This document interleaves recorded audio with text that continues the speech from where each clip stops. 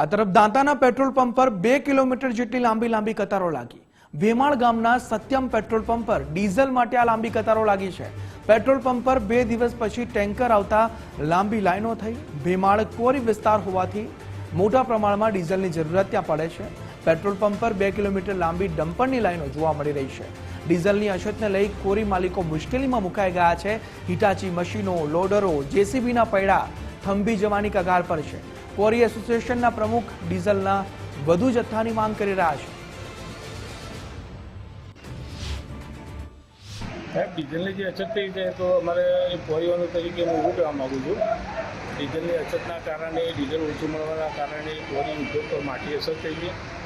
કોરી ઉદ્યોગમાં કામ કરતા વાહનો જેવા કે ડમ્પર, હિટાચી મશીનો, ખાણકામમાં વપરાતી સામગ્રી, ટ્રેક્ટરો, જેસીબી, લોડરો આ બધા અમારે ઊભા કરવા દેવાની ફરજ પડી છે। અને જો આવી રીતે જો ડીઝલની શોર્ટેજ રહેશે તો ટૂંક સમયના અંદર જ મતલબ અમારો આ ધંધો ઠપ થઈ જશે। તો આ મીડિયાના માધ્યમથી હું કલેક્ટર સાહેબને એવું કહેવા માગીશ કે સાહેબ, ભેમાળ પંથકના અંદર બી જે પંપો છે એ પંપો પર જો ડીઝલનો જથ્થો વધારવામાં આવે તો આ કોરી ઉદ્યોગ જે બનાસકાંઠાનો મોટો ઉદ્યોગ છે, કોરી ઉદ્યોગ એ બચી જાય।